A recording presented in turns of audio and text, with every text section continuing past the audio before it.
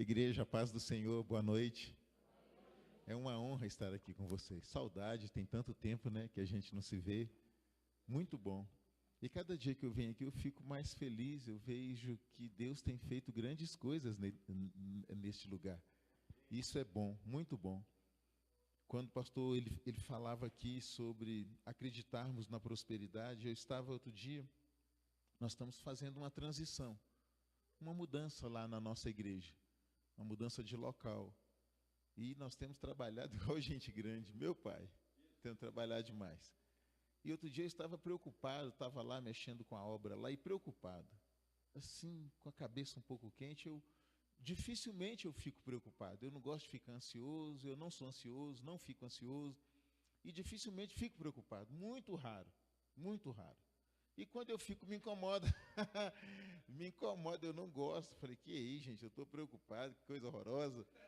E aí eu estava lá arrumando os negócios, comecei a orar e de repente o Senhor trouxe algo ao meu coração, muito legal, foi como uma revelação que trouxe refrigério à minha alma.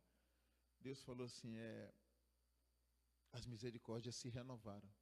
Falei, é mesmo? Aí eu parei assim e falei, é mesmo?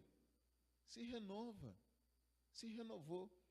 Porque a Bíblia fala que as misericórdias do Senhor são a causa de nós não sermos consumidos.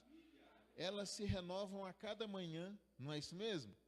Elas são novas toda manhã e elas duram para sempre, isso que é legal. Aí eu falei, gente, é mesmo, eu estou de pé. Se eu acordei é porque a misericórdia se renovou sobre a minha vida. E se ela se renovou, todo o recurso que eu preciso para esse dia já está na minha vida, já está à disposição. Falei, não preciso ficar preocupado. Aí eu falei, joguei aquela preocupação fora, chutei o balde, larguei aquilo para um lado e aquietei o meu coração. Nós não precisamos ficar ansiosos. A Bíblia fala que nós não temos autorização para isso. Não andeis ansiosos com coisa alguma, com nada. Porque se você se levantou da cama, é porque a misericórdia do Senhor se renovou. E se ela se renova, Ele vai lá e enche o seu pote, tudo que é necessário para viver aquele dia, você tem. Basta cada dia o seu próprio mal. O amanhã não existe, o ontem já passou. Nós só temos hoje. Então, para viver hoje, nós temos tudo em abundância para resolver. A gente nem percebe. Se você olhar para a sua vida, a gente levanta pela manhã, come, troca de roupa, sai para a nossa vida e tem problema, às vezes, o dia todo. Nós resolvemos todos eles. Sem nem pensar que nós temos todo o poder para resolver todos os problemas, os males que vai ter naquele dia. O Senhor nos dá a capacidade, seja financeira, habilidade, recurso com outra pessoa, seja de sabedoria, Deus nos dá, a gente vai lá e resolve naturalmente, porque nós temos poder para viver aquele dia. Não precisa ficar ansioso. O grande problema é que a maioria das pessoas ou vive no passado ou no futuro, não vive no presente. É a maior bobeira do mundo. Faz isso não. Mas eu não vim falar sobre isso, eu só aproveitei a oportunidade. Eu trago um abraço da igreja e nós estamos lá trabalhando duro e Deus tem nos dado graça. Mas nós vamos falar sobre avivamento e santidade. Santidade e avivamento. Uma coisa não existe sem a outra. Então abra sua Bíblia, por favor, Isaías capítulo 6. Oh, glória! Isaías capítulo 6, versículo 1. Avivamento, santidade, muito legal. Isaías 6.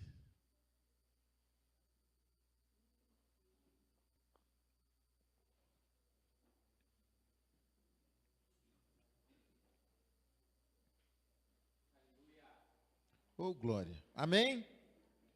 No ano da morte do rei Uzias, eu vi o Senhor assentado sobre um alto e sublime trono.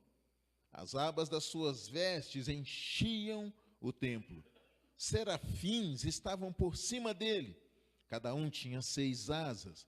Com 2 asas cobriam o rosto, com 2 asas cobriam os pés, e com 2 asas voavam. E clamavam uns para os outros, dizendo: Santo, Santo, Santo, é o Senhor dos exércitos. Toda a terra está cheia da sua glória. e as bases do limiar se moveram à voz dos que clamavam, e a casa se encheu de fumaça. Então disse eu: ai de mim, que estou perdido, porque sou homem de lábios impuros, e habito no meio de um povo de impuros lábios, e os meus olhos viram o Rei, o Senhor dos exércitos. Então um dos serafins voou para mim, trazendo na mão uma brasa viva, que tirara do fogo do altar com uma tenaz. Como a brasa tocou a minha boca e disse: eis que ela tocou os teus lábios, e a tua iniquidade foi tirada, e perdoado o teu pecado. Amém?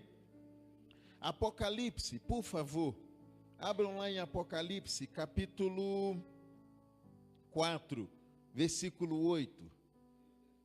Aleluia. Apocalipse 4, 8.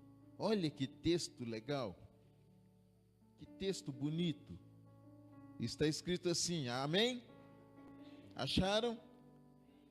E os 4 seres viventes, tendo cada um deles, respectivamente, 6 asas. Está falando de novo dos serafins. Olha que legal. E os 4 seres viventes, tendo cada um deles, respectivamente, 6 asas, estão cheios de olhos ao redor, por dentro, não tem descanso. Fala, não tem descanso, nem de dia nem de noite, proclamando: Santo, Santo, Santo é o Senhor Deus, o Todo-Poderoso, aquele que era, que é e que há de vir. Amém. Pai, nós louvamos o teu nome, porque só o Senhor é Deus, não há outro além de ti, nunca houve, nunca se levantará Deus como o Senhor. Tu és Deus acima nos céus, tu és Deus embaixo na terra, tu és Deus de eternidade a eternidade, tu és Deus de geração a geração, tu és o único Deus verdadeiro, Pai do nosso Senhor Jesus Cristo, nosso Senhor e Salvador. Por isso nós louvamos o teu nome, tributamos ao Senhor toda a honra, toda a glória, toda a exaltação, porque o Senhor é digno de receber. Agora, Senhor, nós pedimos no nome de Jesus, perdoe os nossos pecados, cobre-nos com o teu sangue, nos lava, nos purifica, leva cativo as nossas mentes a Cristo Jesus, para que haja em nós ambiente para a tua palavra. Abençoa-nos, Senhor, fale conosco, nos ensine, Senhor, nos ensine a viver, Senhor, nos ajude a viver, de tal maneira que o teu nome seja glorificado. Nós oramos agradecidos no nome de Jesus. Amém. Amém? Podeis assentar. O Senhor é santo. Santo é o Senhor. O Senhor é digno de toda glória, o Senhor é digno de toda honra. Irmãos, quando nós pensamos em santidade, quando nós buscamos um avivamento, nós queremos um avivamento, e isso é bom, nós devemos desejar ardentemente, como recém-nascidos o leite espiritual, nós temos que desejar, nossa alma tem que clamar, nós temos que empreender todo o nosso esforço para buscar, querer, experimentar e viver isso, mas nós precisamos ser santos. O texto fala: sede santos, porque eu, o Senhor vosso Deus, sou santo. Deus, Ele nos instrui: sejam santos, segui a paz com todos e a santificação, sem a qual ninguém verá o Senhor. Então Deus exorta, Deus nos motiva, Deus nos desafia a buscar a santidade. Santificai-vos, santificai-vos, a Bíblia fala: santifiquem-se, santifiquem-se, porque Deus é santo. Amém? A Bíblia nos exorta a levantar mãos santas, orar em todo o tempo, levantando mãos santas, o tempo todo. A Bíblia nos chama a nos separar: salvai-vos dessa geração perversa. A Bíblia fala: aquele que é santo, mais ainda, olha que legal, santifique-se mais ainda. A Bíblia, o Senhor está o tempo todo nos convocando a uma caminhada de santidade. E eu quero falar sobre isso, que nós estamos buscando avivamento, queremos o avivamento, é um tempo de avivamento. Queremos renovo, queremos transformação, queremos cura, queremos libertação, queremos que algo mude na nossa vida, queremos ver Deus agindo, queremos ver a palavra sendo verdade, queremos ver o poder de Deus quebrando cadeias. Irmãos, eu não aguento mais ver as pessoas amarradas, eu não aguento mais ver as pessoas presas nos mesmos problemas. Eu não aguento ver as pessoas sapateando no mesmo lugar, entra ano, sai ano, e a vida não toma um rumo. Isso me incomoda. Isso me incomoda. Isso é chato. Isso é chato. Fica assim, meu Deus, tem que eu falo assim: Senhor, isso tem que mudar. Meu Deus, isso tem que mudar. Meu Deus, tem que ser diferente. Não pode. Não pode ser assim. Não pode ser assim. E para entendermos santidade, para depois eu falar de avivamento, nós precisamos entender algumas coisas. Quero compartilhar com vocês. Para compreendermos santidade, nós temos que entender um pouco o que é a santidade de Deus. Precisamos entender isso. O que é a santidade de Deus? Precisamos compreender. O que é, pastor, a santidade de Deus? Para entender a santidade de Deus, nós vamos entender o que é o homem como imagem de Deus. Porque nós não somos a imagem e semelhança de Deus. A Bíblia não fala? Nós somos a imagem de Deus. Então precisamos entender o que é isso, o que é eu ser imagem e semelhança de Deus.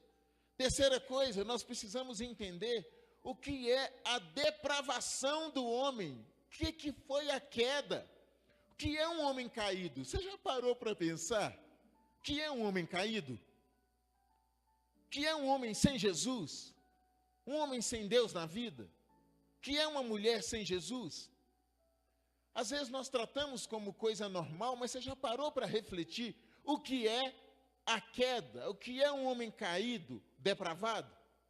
Outra coisa que nós precisamos compreender, o que é o amor e a graça de Deus? O que é isso, pastor? O amor de Deus. A gente fala o tempo todo: Deus te ama, Jesus te ama, Deus nos amou de tal maneira. Nós falamos sobre a graça de Deus está sobre nós. Eu não ando debaixo da lei, mas eu vivo debaixo da graça. A gente fala sobre, mas a gente precisa entender o que é isso. E para encerrar, nós precisamos entender o que é a regeneração, a nova vida em Cristo. Muita coisa, né? Que a gente precisa entender. O que é a regeneração? A Bíblia fala: aqueles que estão em Cristo, uma nova criação é. As coisas velhas passaram e eis que tudo se fez novo. O que é isso? O que é ser gerado de novo diante de Deus? Como é isso, pastor? O que é essa nova vida em Cristo? Não é? Nós temos uma nova vida, nós somos uma nova criação. Mas o que é isso, pastor? Para a gente entender santidade e avivamento. Amém? Eu vou falar sobre isso bem rapidamente, isso tudo. Eu vou tentar falar sobre isso. Então a Bíblia fala, no texto que nós lemos, que Deus, assentado num alto e sublime trono, a glória dele enchia o lugar. Isaías teve uma visão. A glória de Deus inundava o local. O local estava coberto, repleto pela glória de Deus. Para a gente ter uma noção do que é isso, quando Salomão foi consagrar o templo ao Senhor, construir o templo, que seria, Deus falou: isso aqui eu estou estabelecendo um lugar de culto, um lugar de adoração. E quando Salomão ali, diante dos sacerdotes, os levitas sacerdotes, todo o povo ali congregado, aquela obra suntuosa, maravilhosa, e Salomão então começa a orar a Deus, dedicando aquela casa do Senhor. A Bíblia fala que a glória do Senhor foi enchendo aquele lugar, foi tomando aquele lugar, foi inundando aquele lugar, que o povo foi sendo empurrado, foi sendo comprimido, eles foram saindo, eles não foram suportando aquilo, eles foram sendo jogados para fora, e eles todos se retiraram da presença do Senhor, porque eles não conseguiram permanecer dentro do templo, devido à glória, à santidade, o poder do Senhor naquele lugar. Isaías viu muito mais do que isso.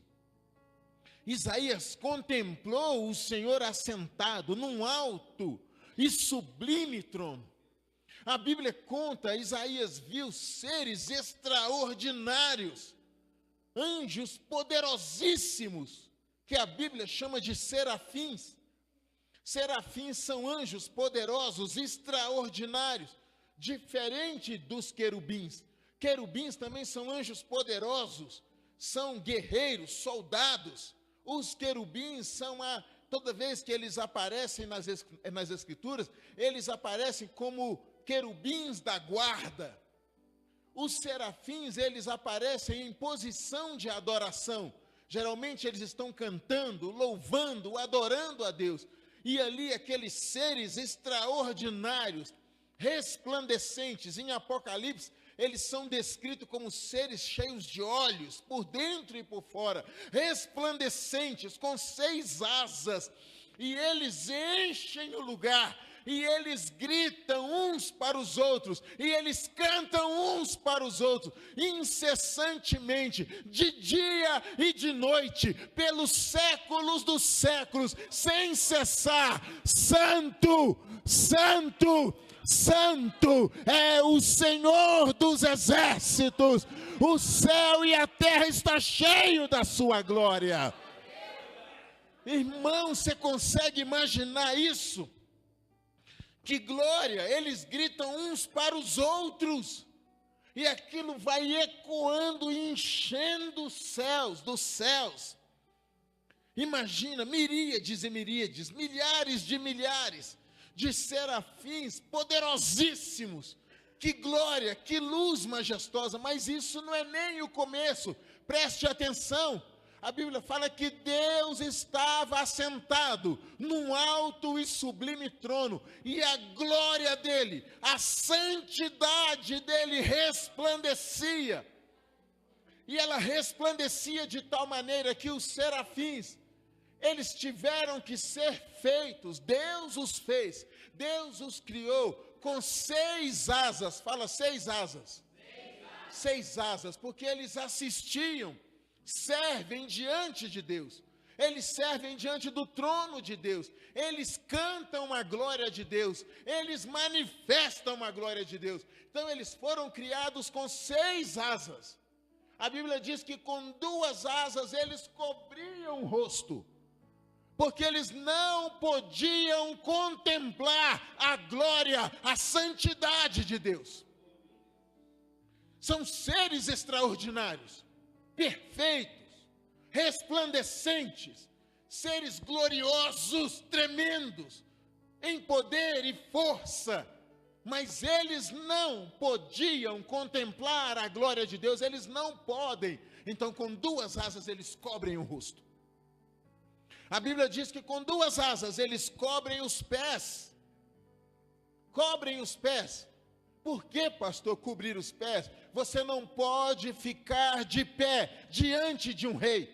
Você não pode ficar de pé diante de um governante. Você não pode se portar inconvenientemente diante de um soberano, de um rei. A primeira coisa que se faz diante de um rei é prostrar-se. Você deve cobrir as partes inferiores em sinal de respeito.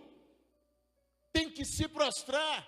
A Bíblia diz que os 24 anciãos, quando o Senhor entrava, quando eles entravam na presença, eles se prostravam e tiram das cabeças as suas coroas e lançam diante dele. Ninguém é digno de usar coroa diante do Rei dos Reis, diante do Senhor dos Senhores. Então os serafins cobriam os pés cobriam as partes inferiores, diante de tanta glória, diante de tamanha santidade, diante de tamanha perfeição, para não serem consumidos pelo poder, para não serem consumidos pela glória de Deus, eles não podem contemplá-lo, eles não podem ficar descobertos diante dele. Então eles cobriam os pés, eles cobriam os olhos e com duas asas eles voavam. E enquanto eles voavam, eles clamavam uns para os outros: Santo, Santo, Santo. Imagina isso ecoando pelos séculos dos séculos. Antes de nascermos isso já ecoava. Nós estamos aqui e continua ecoando. Nós vamos passar e isso continuará ecoando. E isso entra para a eternidade, porque Deus é santo. Quando a gente para pensar a santidade de Deus, é algo tão extraordinário. A santidade de Deus é a pureza e a retidão da sua natureza. Isso é a santidade de Deus. A santidade de Deus, ela é tão necessária. Deus é santo por essência. Às vezes as pessoas falam que Deus é muito bom. Deus não é muito bom, Deus é bom. Não existe gradação, muito bom, menos bom. Ele é bom. É o ser dele é ser bom. É a essência dele é ser bom. Quando a Bíblia fala que Deus é santo, porque ele, a essência dele é ser santo. Ele é santo. A santidade de Deus é um padrão mais elevado, é o único padrão. Para Deus não existe um padrão de santidade. Ele é o padrão de santidade. Toda a santidade emana dele. Toda a glória, todo o poder procede dele. E a santidade dele se torna a referência para todo o universo. Vamos pensar. Deus é santo, eticamente. Deus, ele é o padrão, ele é reto, ele é perfeito. A santidade de Deus que dá harmonia a todos os atributos. A sabedoria de Deus sem santidade é pretensão. O poder de Deus sem santidade é tirania. Os atributos, dos atributos, o mais elevado é a santidade. Dos atributos, o mais honrado é a santidade. Vamos pensar aqui, é muito legal. Nós gostamos de muita coisa, nós estimamos todos os outros atributos. O amor, a bondade, a graça, a firmeza. Mas nós não contemplamos tanto a santidade de Deus, a justiça de Deus, o furor, a ira de Deus, o poder de Deus. Nós falamos dele às vezes de uma maneira abstrata, porque é a santidade de Deus que dá o tom. Um dia Nadab e Abiú encheram a cara, ficaram bêbados e foram para o altar de Deus oferecer sacrifício. Chegaram lá, pegaram o incensário e começaram a oferecer fogo no altar. A Bíblia diz que Deus chegou e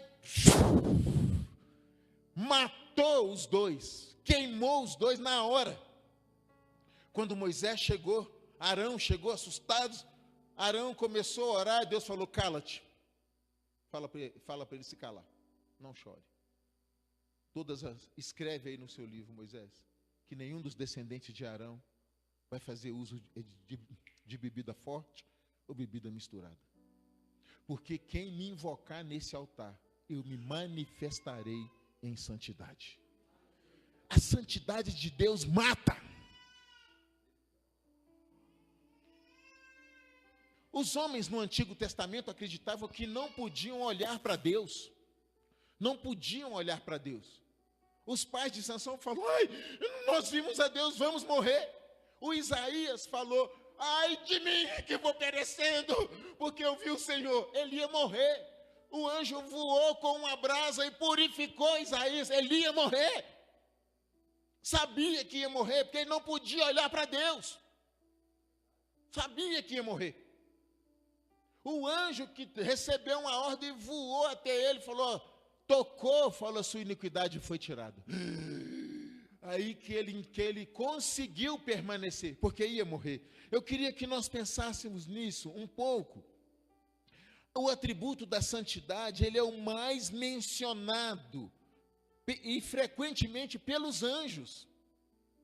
Quando a gente pensa na santidade, Deus separa ele como penhor. Ele diz assim, ó, no Salmo 89:35, uma vez jurei pela minha santidade, que não mentirei a Davi.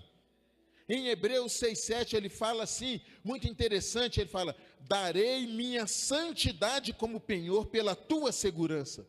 Se eu deixar de te guardar, então eu deixarei de ser santo. Nossa, você consegue imaginar isso?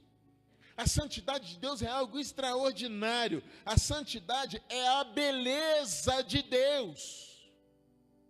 É a beleza dele. Vamos pensar um pouco aqui. Quando a gente pensa na santidade, quando você vai fotografar, você vai tirar uma selfie, né? Quando vai fotografar, a gente fala assim, não, peraí, deixa eu virar desse lado aqui. Mas por que desse lado? Não, porque eu sou mais bonito desse lado. Vai lá. Esse lado eu sou mais magro. Né? Sou mais magro desse lado. Não, pega do lado de cá, peraí, joga o cabelo para cá. Vai. Pega esse lado do meu rosto aí, que ele é mais fininho, tem um furinho aqui na bochecha. Não é assim? Quando a gente vai fotografar alguém, a gente pega o melhor lado. O lado mais bonito, mais fotogênico, geralmente o rosto da pessoa, que revela a beleza, o caráter, a vida da pessoa. Quando nós olhamos para as Escrituras, quando nós olhamos é muito legal, quando a gente vê o poder de Deus, são as suas mãos. A onisciência de Deus são os seus olhos. A misericórdia de Deus são as suas entranhas. Mas o rosto, a beleza de Deus é a sua santidade. Então a Bíblia fotografa Deus, revelando Deus através da sua santidade. Mostra a beleza dele, a santidade, a glória de Deus. A santidade é algo tão indescritível. A santidade de Deus é algo tão poderoso. Presta atenção. A santidade de Deus é algo tão terrível, terrível. Quando Moisés invocou o Senhor, chegaram no Monte Sinai, preste atenção. No Monte Sinai, o monte fumegava, tremia, tinha relâmpagos, trovão, fogo, vapor, enxofre, fumaça. E tinha um anjo tocando uma buzina ensurdecedora. O povo tremia, o povo correu. E falou, Moisés, não deixa Deus falar com a gente não, senão a gente morre, fala você mesmo conosco. E o povo tremia, com medo da santidade de Deus. Estarrecido, a santidade de Deus é algo tão poderoso, extraordinário, tão terrível, que o próprio Jesus, subsistindo em forma de Deus, não teve por usurpação ser igual a Deus. Aniquilou-se a si mesmo, esvaziou-se da sua glória e se tornou homem. Porque se Jesus vem a nós com a glória que ele tem no céu, ele matava todos nós. Nós morríamos. Por isso que ele teve que se esvaziar da sua glória. Ele teve que se esvaziar daquele poder todo. Ele teve que se esvaziar daquilo tudo, porque senão nós não suportaríamos tal poder. Presta atenção nisso aqui, irmãos. É algo tão maravilhoso, a santidade. Isso quer dizer que Deus é santo. Em Deus não tem nenhuma mácula, nenhuma ruga, nenhuma imperfeição, nenhuma mancha, nenhum defeito, nenhuma treva, nenhum pecado. Deus não pode ser tentado pelo mal. Não há mal em Deus. Deus, não há imperfeição em Deus. Quando nós pensamos na santidade de Deus, é um ser tão extraordinário que só a glória da santidade dele é totalmente mortal para o pecador. Outra coisa que nós precisamos pensar é no homem como imagem de Deus. O homem como imagem de Deus, ele falou, façamos, pois, o homem à nossa imagem, conforme a nossa semelhança. Ele terminou todo o trabalho, inclusive o homem, formou do pó da terra, e depois ele falou, olha, está aí. Ele pegou a terra, fez um boneco de barro. Depois ele olhou para aquele boneco, ele não tinha vida. A Bíblia fala que Deus fez assim, ó.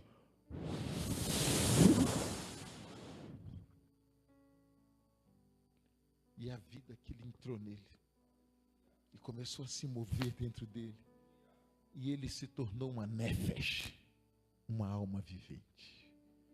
Deus compartilhou com o homem o próprio fôlego, a própria vida. Fôlego é a vida. Quando você der o último, você só está vivo porque esse vento, a ruach, o vento de Deus, está circulando dentro de você. Esse vento fica circulando dentro da gente desde o dia. O dia que ele para, a gente faz assim, ó. Acabou. O pó volta ao pó. O espírito volta a Deus. A vida, ela foi compartilhada pelo próprio Deus e ela vai voltar para ele. Deus deu ao homem esse sopro, essa alma. Em termos bem simples, o homem é a imagem e semelhança de Deus, significa que nós fomos feitos para nos parecermos com Deus. Fomos feitos para sermos semelhantes a Ele, parecidos com Ele. Preste atenção, não em carne, não em sangue, porque Deus não tem corpo, Deus é espírito. Mas através do nosso corpo manifestar essa glória. A imagem de Deus em nós, Deus fala que nós fizemos semelhante a Ele, semelhança mental, moral e social. Vamos pensar, vocês vão entender. Mental, o homem foi criado como um ser racional, livre, capaz de escolher. O homem podia escolher, o homem era livre, totalmente livre. O homem era perfeito, num estado de inocência maravilhosa, era algo extraordinário. O homem tinha total liberdade das suas faculdades, ele era pleno de si, totalmente pleno de si. O homem era imagem de Deus. Mentalmente, ele foi criado livre, com a capacidade de fazer escolhas, intelecto. Moralmente, ele foi criado em justiça perfeita, inocente, um reflexo da santidade de Deus. Socialmente, ele foi criado para comunhão. Olha que legal. Ai, a parte de sermos feitos imagem e semelhança. Irmão, você consegue imaginar? Olha para mim, para você entender o que é o homem, imagem e semelhança de Deus. Irmãos, os serafins, que são seres extraordinários, os querubins, os arcanjos, os anjos no céu, eles não podem entrar na presença de Deus e olhar para Ele.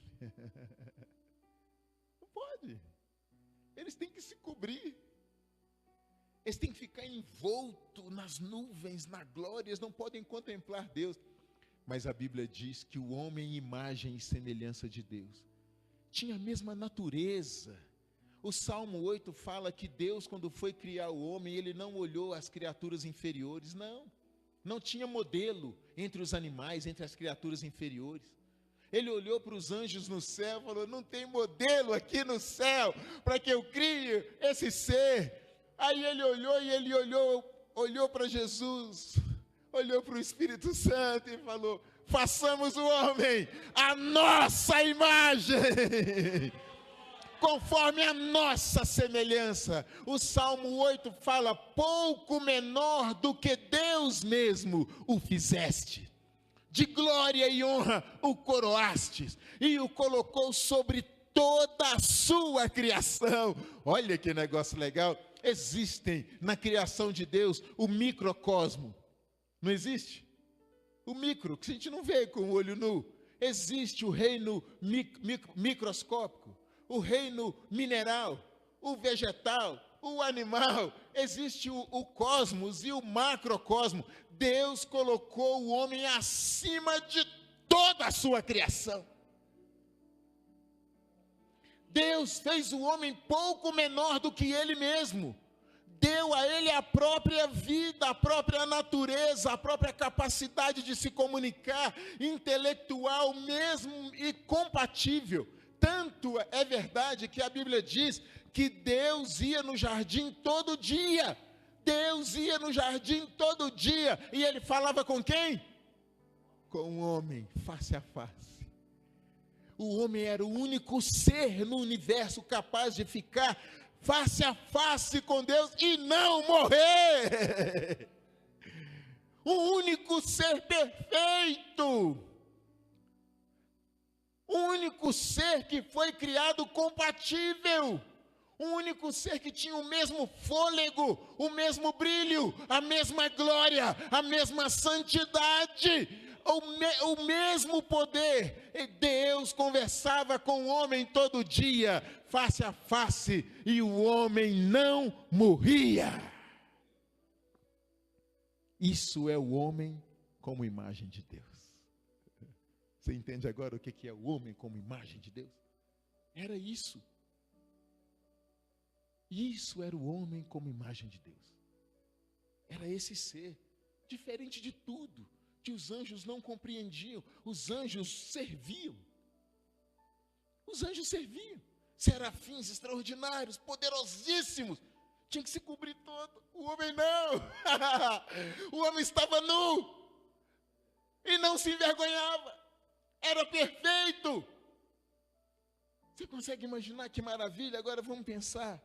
O que é a queda? O que é um homem caído? O que é a depravação do homem?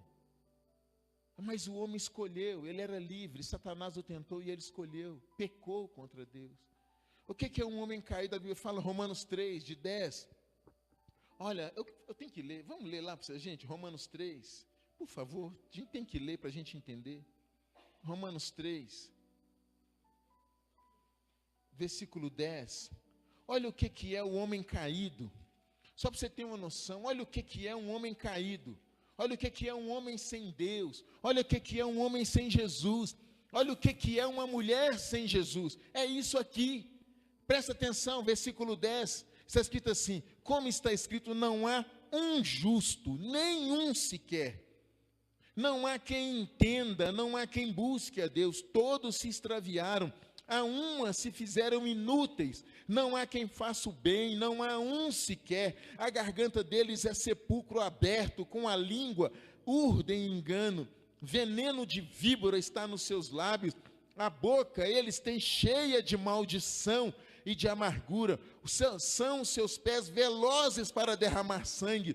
Nos seus caminhos há destruição e miséria, desconhece o caminho da paz, não há temor de Deus diante dos seus olhos. Isso é um homem caído, isso é um homem sem Deus. Aí, pastor, mas o homem não é bom, ele não é bom. Eclesiastes 7, 29, está escrito assim, veja isso, eu achei que Deus fez o homem reto, perfeito, mas eles buscaram muitas astúcias. Romanos 5, de 7 a 8, dificilmente haverá quem morra por um justo, pelo homem bom talvez alguém tenha coragem de morrer, mas Deus demonstra seu amor por nós, quando Cristo morreu em nosso favor, quando ainda éramos pecadores. Então o homem é mau, o homem não é bom, não existe ninguém bom, ninguém tem um coração bom.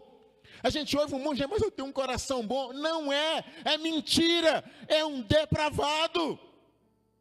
Vamos pensar, pastor, mas há alguma exceção? Salmo 143, 2, mas não leve o teu servo a julgamento, pois ninguém é justo diante de ti. Quer ver outro texto? Romanos 3, 23, todos pecaram e destituídos estão da glória de Deus. Crônicas 6, 36, não há ninguém que não peque. Vamos pensar Isaías 53, 6, todos como ovelhas nos desviamos, cada um se desvia para o seu próprio caminho. Então não há ninguém bom, nenhum sequer, nenhum. Aí você fala, ô pastor, mas lá no fundo, as pessoas são boas, não são? Olha o que está escrito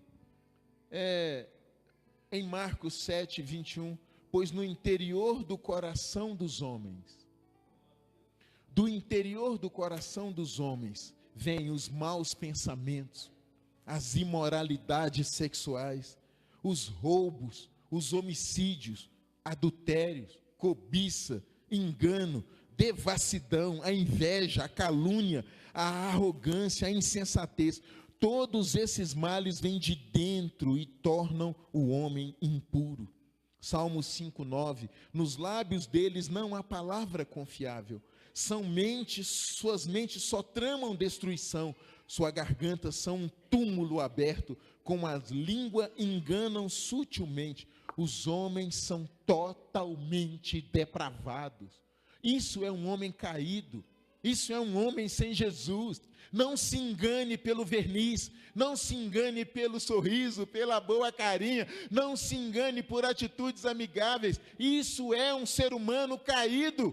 Vamos pensar, não, pastor, mas e o coração e a mente? Jeremias 17:9. Enganoso é o coração acima de todas as coisas, desesperadamente corrupto, quem o conhecerá? Tito 1, de fato, tanto a mente como a consciência deles estão corrompidas. Eles afirmam que conhecem a Deus, mas pelos seus atos o negam. Olha que legal, você vê o povo na balada, você vê o povo bebendo, você vê o povo fumando, prostituta, você vê o povo assassino, você vê ladrão falando que conhece a Deus, você vê idólatra falando que conhece a Deus, você vê um povo que não tem nada a ver com Deus falando que conhece a Deus. Nada a ver, nada a ver. Eclesiastes 9, o coração dos homens, além do mais, está cheio de maldade, loucura, durante toda a vida, e por fim eles se juntarão aos mortos. Pastor, mas o homem é livre ou é escravo? Mas ele não é, não. Respondeu-lhe Jesus, João 8,34, em verdade vos digo, que todo aquele que comete pecado é escravo do pecado. 2 Pedro 2,19, prometendo-lhes liberdade, eles mesmos são escravos da corrupção, pois o homem é escravo daquilo que o domina. Isso é um homem caído. Mas pastor, e os afetos, os desejos? São perversos.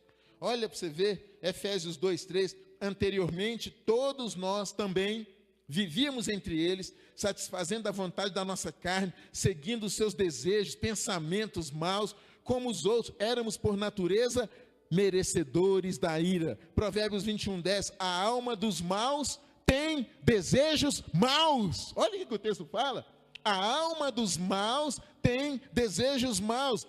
João 8,44, vós tendes por pai ao diabo, a vossa vontade é cumprir os desejos do seu pai. Que, irmãos, a pessoa gosta de pecar, ela tem desejo, prazer em pecar, ela tem a natureza inclinada pelo pecado e cada dia trama, planeja formas de pecar, de maneira de conseguir mais vontade de pecar. Isso é um homem caído, depravado. A queda do homem é isso. Pastor, mas é uma ruína total? Assim é. A Bíblia fala, Tito, capítulo 1, 15, 16. Mas para os impuros e descrentes, nada é puro. De fato, tanto a mente como a consciência deles estão corrompidas. Eles afirmam que conhecem a Deus, mas pelos seus atos o negam. São detestáveis, desobedientes, desqualificados para qualquer boa obra. A Bíblia fala que as obras deles são como imundo. As melhores obras dos homens caídos são como imundo, são como um trapo de imundícia. Você já viu um mendigo mulambento, todo imundo? Um trapo de imundícia? As melhores obras dos homens sem Deus é assim. Vamos pensar, pastor, pelo menos eles nascem puros? Não, Salmo 51, 5. Eis que eu nasci na iniquidade e em pecado me concebeu minha mãe. Pecador, filho de pecador, desde o ventre. Pastor, mas as crianças são boas, não vale nada, é totalmente inclinado para o mal. Um dia eu fui pregar para uma senhora, ela aceitou Jesus e ela virou fã minha e eu fã dela. A irmã Maria já partiu para o Senhor, 89 anos, e eu fui evangelizar a irmã Maria. Antes não era irmã Maria, não. E eu cheguei, dona Maria, eu queria falar de Jesus para a senhora. Ah, meu filho, entra para cá. E estava eu, mais 2 colegas meus. Muito legal. E nós entramos, sentamos, eu, o William e o Vandeci. Eles são pastores hoje. Eu também sou. Antes eu não era, não. Aí nós fomos pregar para a irmã Maria, para a dona Maria. Aí sentou, eles tentando falar para ela, né, meu filho, né, nosso Senhor Jesus Cristo, muito bom, né, porque eu sou uma pessoa boa, porque né, não desejo mal para ninguém, né, realmente. Eu falei, eles não vão conseguir falar para essa dona, não. Ela está viajando na maionese. E aí eu fiquei olhando para ela falando aquilo. Eu falei, dona Maria, eu posso falar com a senhora? Ela falou, pode. Deixa eu falar um negócio para a senhora. A senhora está falando que é boa. A senhora não é boa, não. Ela olhou assim para mim. A senhora é velha. Velho não é bom, não. Velho é velho. Se a velhice desse jeito ao mal, à maldade, ao pecado no coração do homem, Jesus Cristo não precisava ter morrido lá na cruz, não. Era só Deus esperar ficar velho, mata e leva para o céu. A senhora é velha. A senhora tem quase 90 anos. A senhora está incapacitada de cometer um monte de pecado que eu posso cometer porque eu tenho idade para cometer. Assim como uma criança, quando nasce, é incapacitada pela pouca idade, a senhora está incapacitada pela muita idade. O seu coração é mau. A senhora tem muita coisa que perdoar, que se arrepender, muita coisa errada que a senhora fez. Só está com esse papo de que é boa, não existe ninguém bom, não. Se a senhora não se arrepender, dona Maria, dos seus pecados, a senhora vai com toda a sua bondade para o quinto dos infernos. A senhora vai perecer no inferno. Eu não estou desrespeitando a senhora. Eu estou falando desse jeito que é para que a senhora entenda que a senhora está se enganando. Eu não quero que a senhora se engane. A senhora é uma senhora. A senhora é mais velha do que a minha avó. Mas esse papo da senhora que a senhora é boa, a senhora não é boa. E a senhora sabe que a senhora não é boa. A senhora é pecadora e precisa se arrepender. Ela olhou assim para mim. Meu filho, vamos parar com essa prosa, vamos tomar um café. Aí fomos tomar café, comemos um bolo e fomos embora.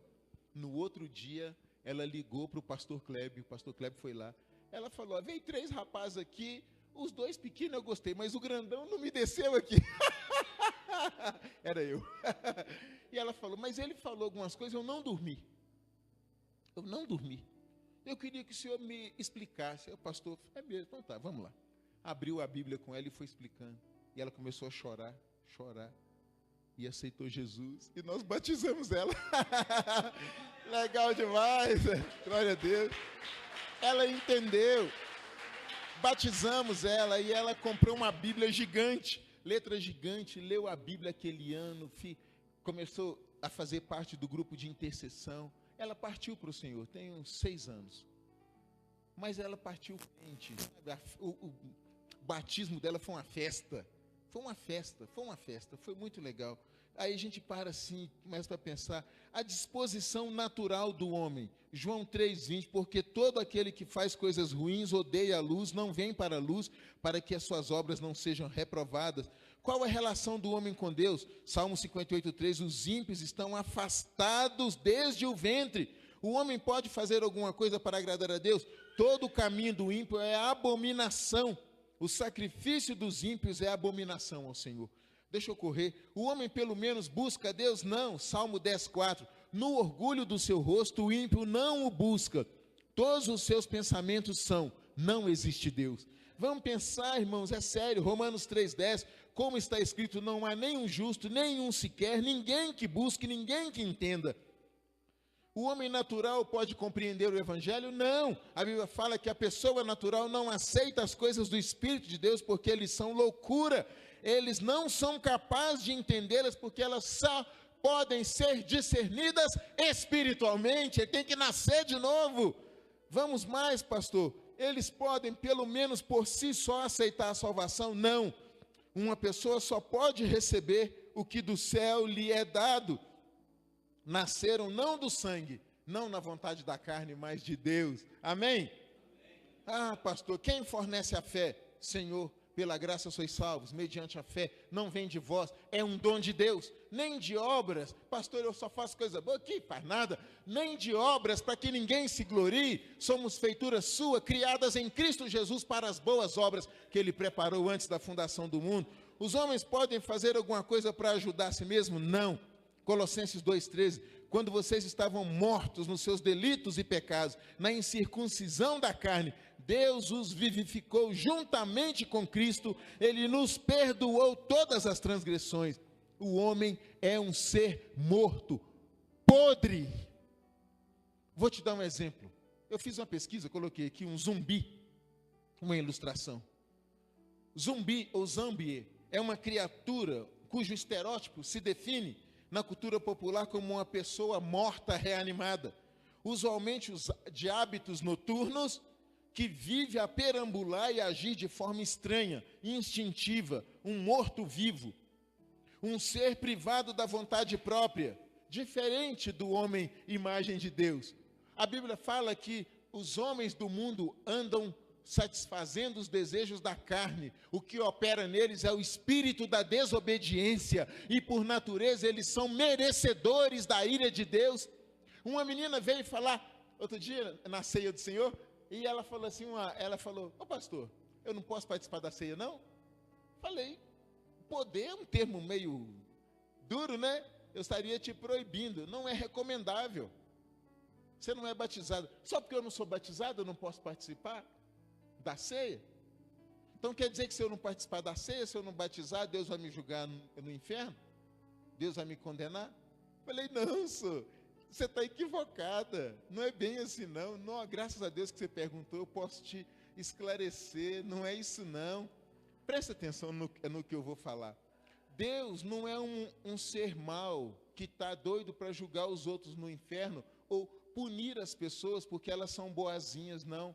A Bíblia fala que Deus amou o mundo de tal maneira que deu o seu Filho unigênito para que todo aquele que nele crê não pereça, mas tenha a vida eterna. Jesus não veio para condenar o mundo, Jesus veio para salvar o homem, Jesus veio para libertar.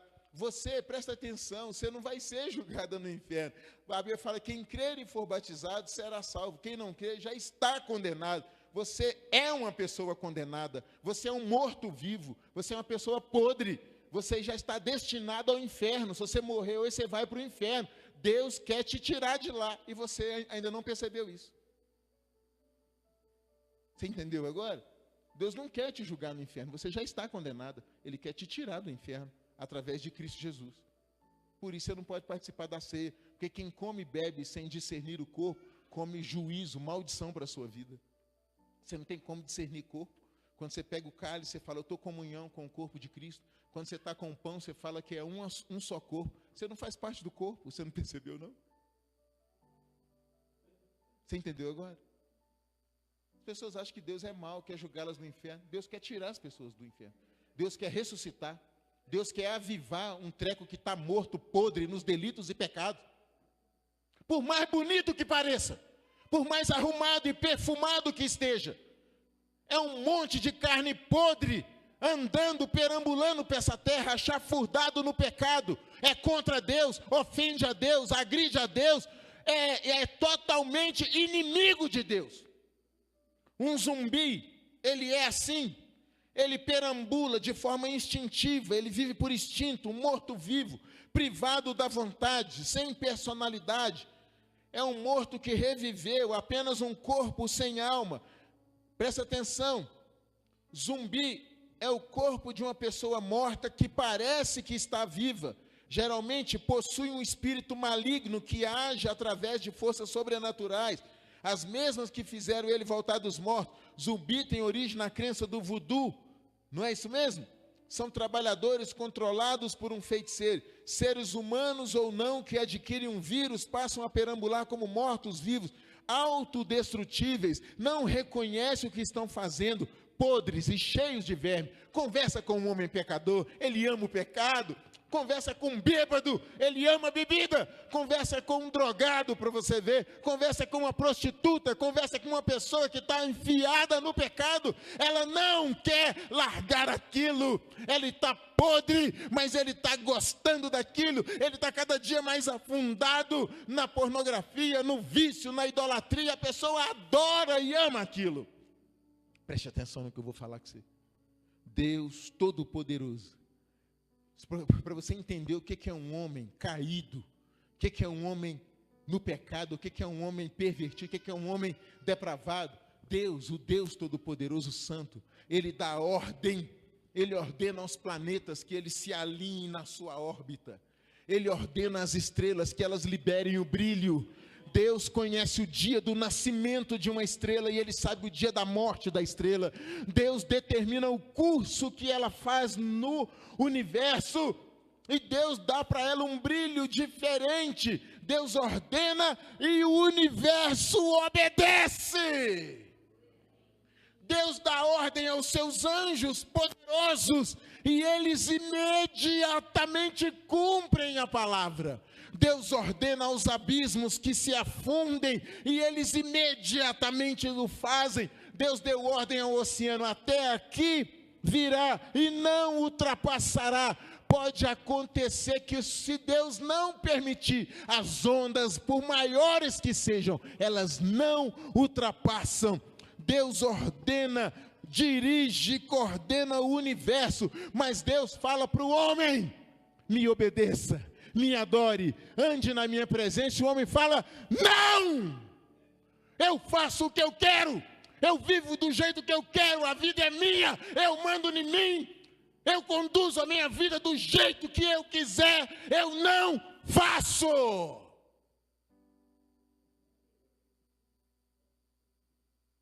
Isso é um homem caído.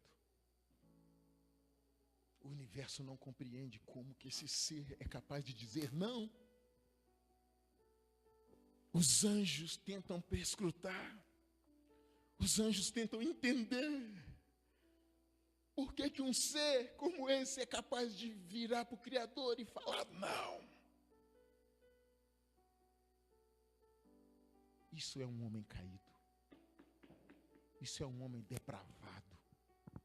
Isso é um homem morto nos seus delitos e pecados.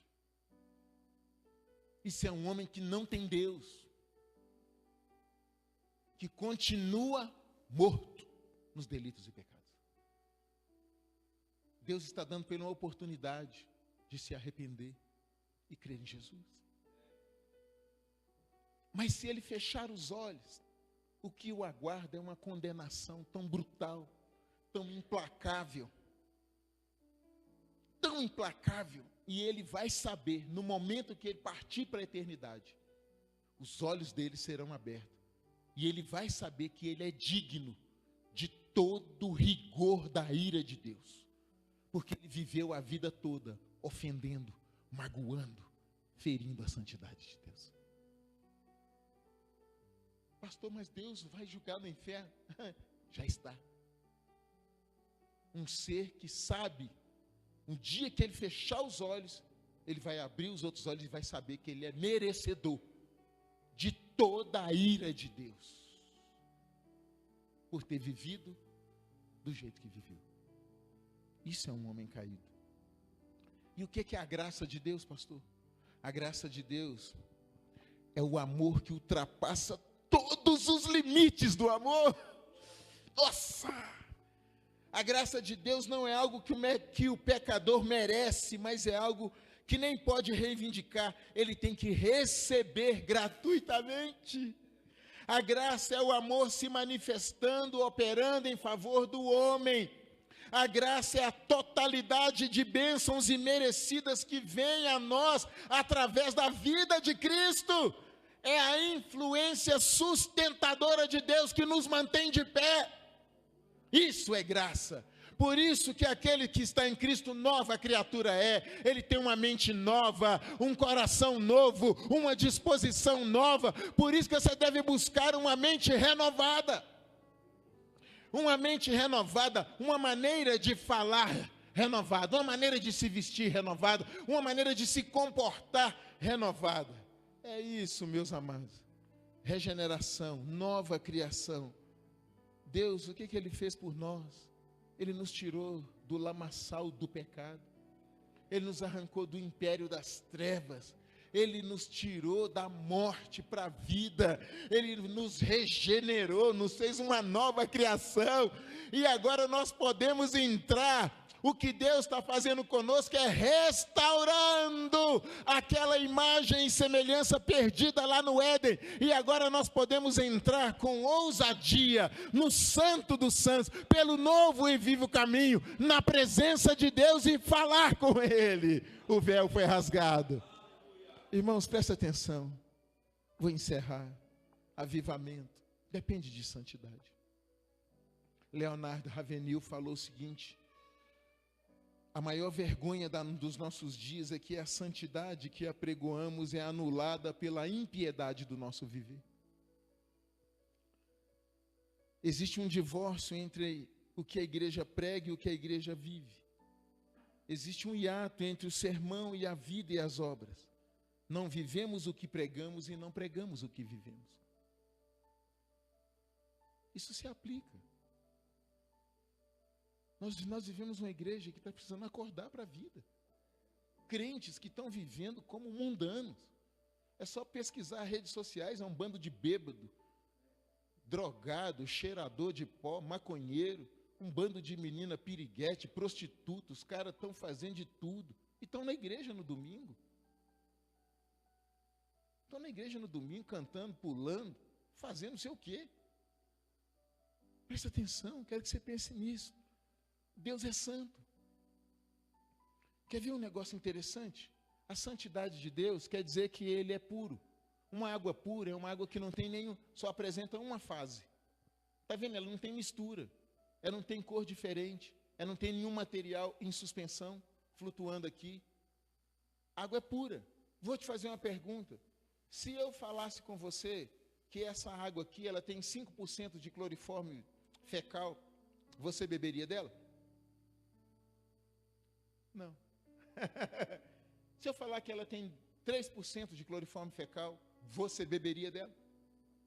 Se eu falasse que ela tem 1% de cloriforme fecal, você beberia dela? Não. Se você exige uma pureza dessa, deixa eu te falar, se eu te der um copo todo sujo para que você beba nele, você vai usá-lo? Se você não é capaz de beber num copo sujo, se você não é capaz de usar um instrumento sujo, por que Deus usaria um vaso sujo?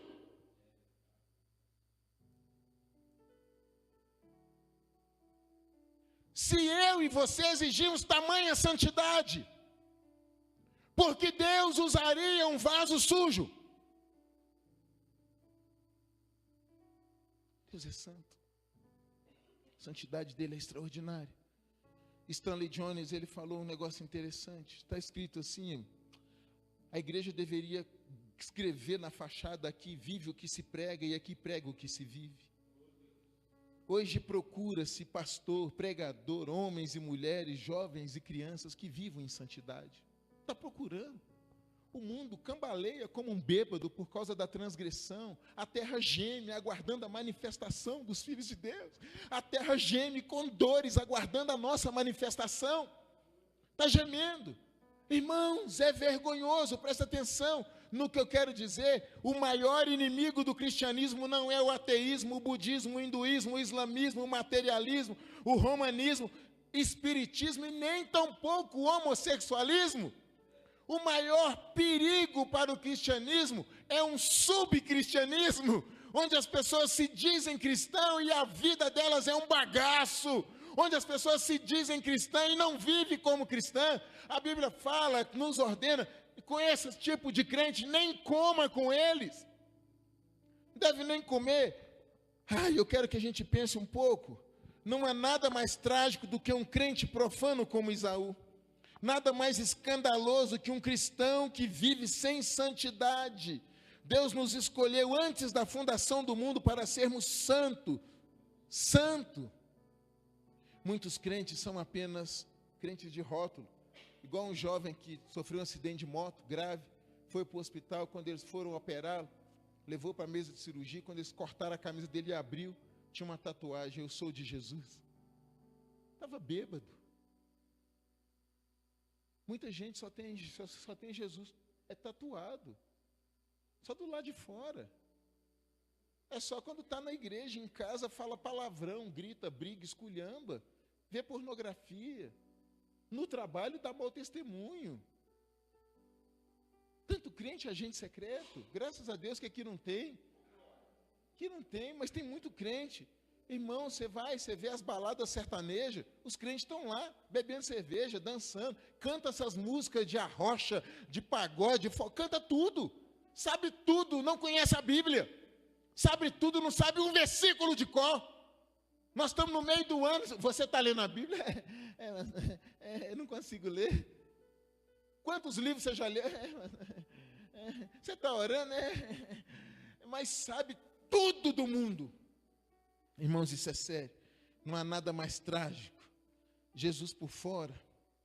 Não há nada mais trágico. A ausência da santidade é a causa do nosso fracasso. O grande obstáculo ao avivamento. Deus não usa vaso sujo. A falta de santidade emperra, amarra, desacredita a igreja. Aquele que permanece nele, que diz que permanece nele, deve andar assim como ele andou. A igreja tem sofrido tanta derrota, irmão, tanta derrota por falta de santidade. Os crentes estão mais preocupados em ter coisas, em adquirir coisas, trabalha igual burro, igual doido, arruma ocupação em cima de ocupação, tem uma garganta desse tamanho, é igual a sanguessuga, nunca diz basta. Eles se relacionam com Deus só para conseguir coisas, eles querem espetáculo. Crentes estão querendo o fruto do avivamento, não aquele que causa o avivamento. Eles querem pular, querem gritar, querem fazer estardalhaço, mas não querem pagar o preço do avivamento. Estão querendo aparecer. É uma baixaria que nós estamos vivendo nesses dias. Um bando de crente fajuto, eles vão fazer boas obras, me dá um nervo. Chega lá, o mendigo mulambento está lá, lascado. Aí vai o crente fazer obra do Senhor. Chega lá, aí dá, aí leva uma roupinha, uma comidinha, vai. Aí ele tira, ajoelha. Aí tem alguém, sempre alguém filmando. Sempre alguém fotografando aquela marmota ali. Aí está lá, vai lá, olha. Aí escreve embaixo, evangelho puro, verdadeiro. Oh, irmão, pelo amor de Deus, já recebeu o seu galardão. A mão direita não pode saber o que faz a esquerda. Vai orar, entra no teu aposento, ora em secreto. Teu pai que te vê em secreto vai te recompensar publicamente. Vai, não faça tocar trombeta diante de ti. Hoje é um tal de fazer tocar trombeta. Está no monte, está tocando trombeta. Está no quarto, está tocando trombeta. Está fazendo algo, está tocando. Pelo amor de Deus. Acabei de orar, de louvar a Deus. Ô, gente, está feio. Está feio. Irmãos, presta atenção. Por isso muitos são mornos, como os crentes de Laodiceia. Estão mortos, como os crentes de Sardes. Comprometidos com a prática da imoralidade, como os crentes de Tiatira. Compactuados com o espírito da ganância, como os crentes de Pérgamo. E abandonaram o primeiro amor, como os crentes de Éfeso. Irmãos, quando a igreja não santifica, ela murcha. Quando ela se mistura e se adequa ao mundo, perde a identidade e o poder. Quando deixa de ser povo separado, passa a ser povo misturado. Quando se faz amiga do mundo, se torna inimiga de Deus. Quando perde o amor à santidade, passa a amar o mundo, torna o maior impedimento ao avivamento. Queria que nós pensássemos um pouco sobre isso. Tem crentes, agentes secretos, como a igreja de hoje precisa de santidade. Sem santidade não há salvação. Sem santificação ninguém verá o Senhor. E não há avivamento.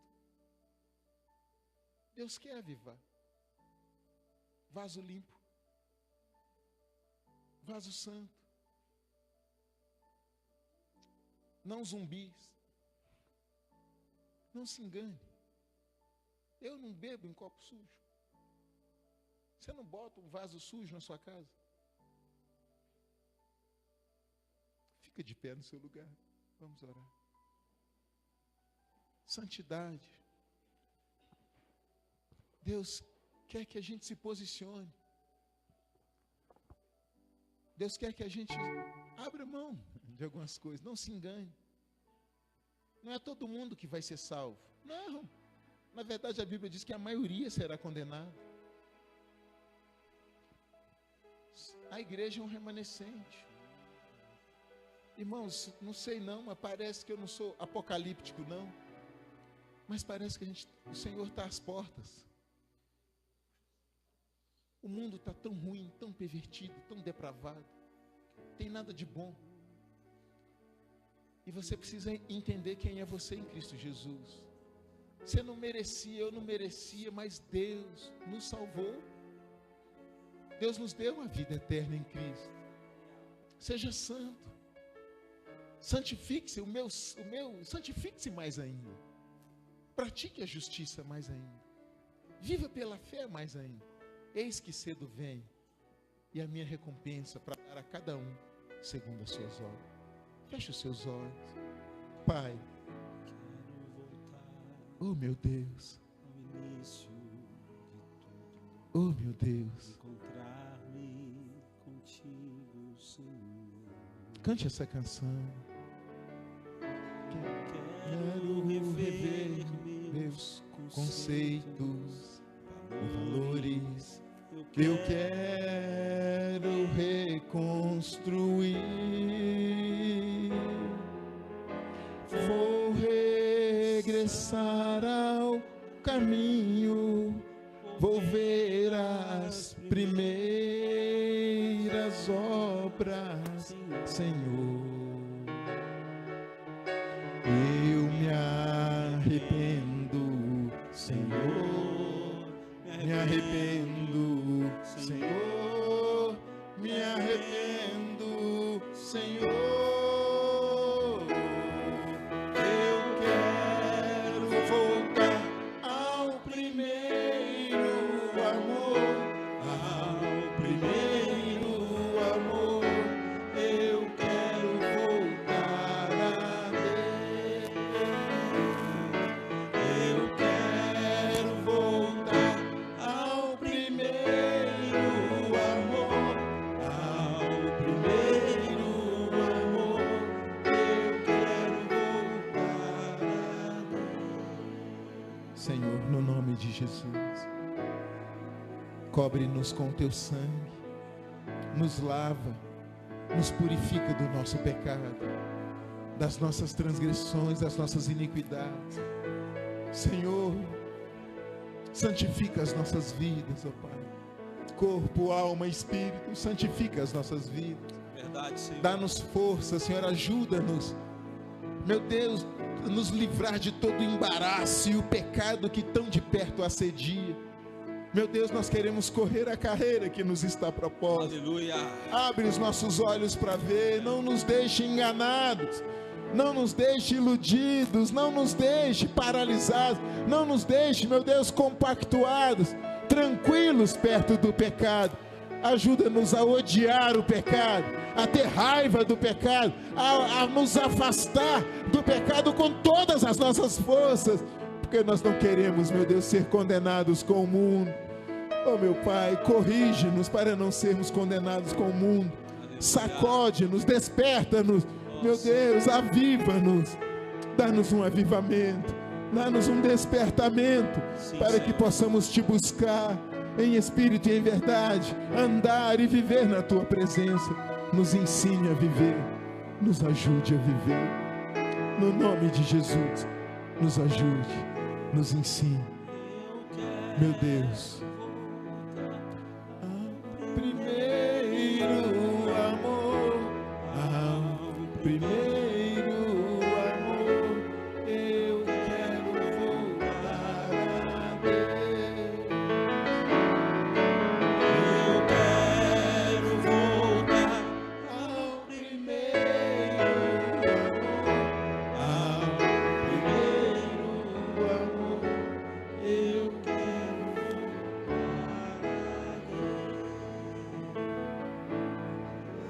Deus quer te avivar. Deus quer trazer temor e tremor ao seu coração. Santifica a sua vida. Santificai-vos hoje, porque amanhã o Senhor fará maravilhas no meio de vós. Deus abençoe a todos.